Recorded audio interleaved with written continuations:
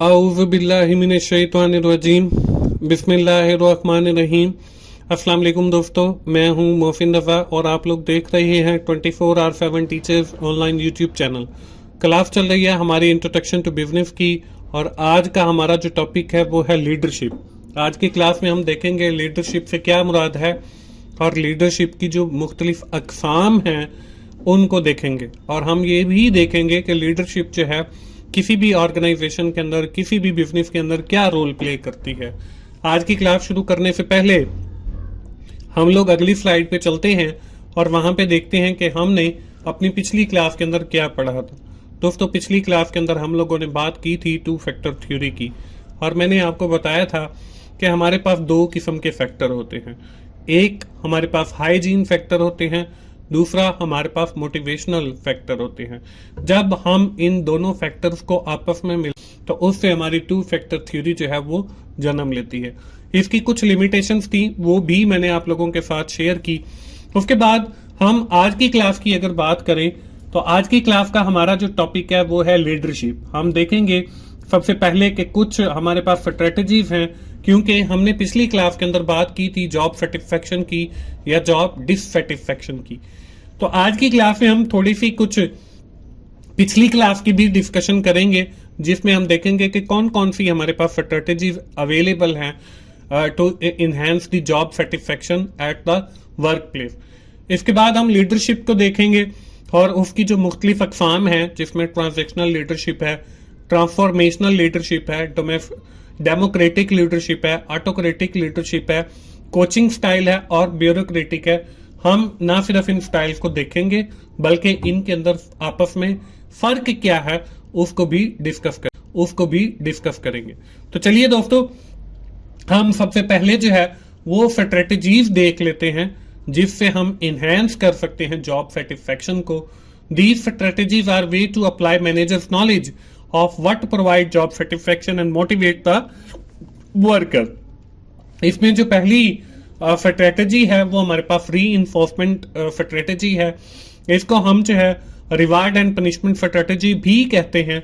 इसमें होता क्या है, theory that behave can encourage and discourage by mean of reward and punishment, कि हम रिवार्ड के जरिए या पनिशमेंट के जरिए, मतलब सजा या जजा के जरिए जो है लोगों को मोटिवेट करते हैं टुवर्ड्स द जॉब। अब हमारे पास जो री इन्फोर्समेंट है या जो हमारे पास रिवार्ड्स हैं वो री इन्फोर्समेंट 2 किस्म की है। एक पॉजिटिव री इन्फोर्समेंट है और एक हमारी नेगेटिव री इन्फोर्समेंट है। पॉजिटिव री इन्फोर्समेंट मीन पर्टिकुलर बिहेवियर और नेगेटिव री इन्फोर्समेंट है कि आप किसी भी जो है उसको एम्प्लॉय को मना करते हैं कोई काम करने से। जैसे मैं आपको कहता हूं कि जी आपने जो है सिगरेट नहीं पीना, दैट इज पॉजिटिव री इन्फोर्समेंट। लेकिन साथ में ये कहता हूं कि अगर आपने सिगरेट पिया तो आपको 2 घंटे एक्स्ट्रा काम करना पड़ेगा, तो ये हमारी नेगेटिव री इन्फोर्समेंट है to stop activity about a person, कि हमने उस एक्टिविटी से उसे रोका है, उसे पनिशमेंट दी है। या हमने उसे कहा कि अगर आज आप पूरा दिन सिगरेट नहीं पिएंगे तो आपको शाम को एक दूध का गिलास मिलेगा। तो ये हमारे पास पॉजिटिव रीइंफोर्समेंट मान गई। इसके अंदर हमने रिवार्ड दिया है और उसके अंदर हमने पनिशमेंट दिया है। तो ये हमारी पॉजिटिव रीइंफोर्समेंट और नेगेटिव रीइंफोर्समेंट आगे। इसके बाद आगे जो है दूसरी जो हमारे पास स्ट्रेटजी है वो human relation, interaction between employers and employ and their attitude toward another, कि हमारा जो आपस के अंदर ताल्लुक है एम्प्लॉयज का एम्प्लॉयज के साथ या एम्प्लॉयज का एम्प्लॉयर के साथ या एम्प्लॉयर का एम्प्लॉयज के साथ या टॉप मैनेजमेंट का लोअर मैनेजमेंट के साथ, लोअर मैनेजमेंट का वर्कर्स के साथ, तो ये अच्छा होना चाहिए। इससे भी हमारी जो सेटिस्फेक्शन है, जॉब सेटिस्फेक्शन है, वो इनहेंस होगी। इसके बाद आखिरी एक स्ट्रेटजी है वो टीम वर्क। अब कोई भी एक अकेला आदमी जो है वो कोई काम नहीं कर सकता, हमें किसी न किसी ग्रुप का हिस्सा बनना पड़ता है या हमें किसी टीम का हिस्सा बनना पड़ता है। उससे ना सिर्फ हमारी प्रोडक्टिविटी ज्यादा होती है बल्कि हमारा जो है वो ज्यादा प्रोडक्टिविटी जब होती है जाता है, जब हमें रिवार्ड ज्यादा किया जाता है, तो हम अल्टीमेटली जॉब सेटिस्फेक्शन की तरफ जाएंगे। ये तो थी दोस्तों हमारी कुछ स्ट्रेटजी। दूसरा हमारी आज की क्लास का जो टॉपिक था वो था लीडरशिप। अब लीडरशिप जो है वो क्या होती है? Leadership refer to motivate the people in an organization to work towards a common goal, कि हम लोगों को जो है वो मोटिवेट करते हैं कि वो कोई काम करें और कंपनी का जो गोल है उसको अचीव करें। अब हमारे पास दो किस्म की बल्कि मुख्तलिफ अक़साम की लीडरशिप है, जिसके अंदर जो पहली लीडरशिप की किस्म है वो ट्रांजैक्शनल लीडरशिप है। अब इससे नाम से ही जाहिर है कि आपने कोई भी काम जो है या कोई भी जो टास्क है जो आपको असाइन किया गया है वो आपने कंप्लीट करना है। अब this is very common leadership style today based on action and reward concept, कि कोई बंदा जो है वो कोई एक्टिविटी को कंप्लीट करता है, आप उसे जो है वो रिवार्ड कर देते हैं। दूसरी इसके बरक्स जो लीडरशिप की किस्म है वो हमारे पास है जी ट्रांसफॉर्मेशनल लीडरशिप। अब this kind of leadership always aim to transforming and improving the function and capabilities of an employee. In this style, we are also try to know about the personal problem of the employee and guide him and resolve the personal problem of the employee. अब इन दोनों में फर्क क्या है कि जो transactional leadership है इसके अंदर हम सिर्फ ये देखते हैं कि हमारा जो काम है जो हमने असाइन किया है वो कंप्लीट होना चाहिए, लेकिन जो हमारी ट्रांसफॉर्मेशनल लीडरशिप स्टाइल है इसके अंदर हम ये देखते हैं कि अगर एक काम कंप्लीट नहीं हुआ है तो उसके पीछे हमारे एम्प्लॉय को कोई फैमिली प्रॉब्लम है या इसे कोई और प्रॉब्लम है, हम उससे वो प्रॉब्लम सुनेंगे और उसके उस प्रॉब्लम को जो है वो रिजॉल्व करेंगे। लेकिन जो ट्रांजैक्शनल लीडरशिप स्टाइल है इसके अंदर हम किसी भी किस्म की कोई एक्सक्यूज नहीं सुनते, हम किसी भी किस्म का कोई प्रॉब्लम नहीं सुनते। इसके बाद अगली जो हमारे पास किस्म आती है लीडरशिप की वो है डेमोक्रेटिक लीडरशिप स्टाइल। अब ये लीडरशिप स्टाइल क्या है? अब इस डेमोक्रेटिक लीडरशिप स्टाइल का this is a clear as its name suggest it a democratic leadership style. The leader make और break decision democratically based on their opinion and feedback, although it is very leader it is the leader who makes the final call. Every opinion counts. This is easily one of the most effective leadership styles since it allow employee to have a voice. कि हम ये देखते हैं कि हमने या हमारी management ने कोई फैसला किया, अब जो हमारा लीडर है वो आएगा और उस फैसले के ऊपर जो है वो ये कहेगा कि ये फैसला जो है आपका रॉन्ग है। अब इस फैसले के ऊपर वो अपने जो है एविडेंस देगा, अपना कोई सबूत पेश करेगा।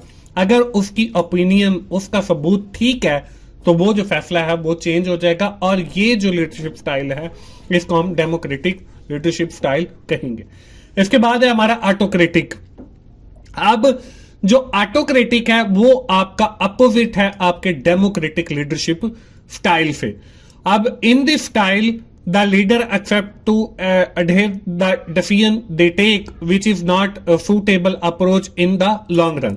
अब इसके अंदर जो लीडर है वो आपके जो डिसीजन हुआ है उसको डिनाई नहीं कर सकता, वही उसी को लेकर आगे चलना पड़ता है। तो ये हमारा ऑटोक्रेटिक है, वो उस पर कोई क्रिटिक नहीं करेगा।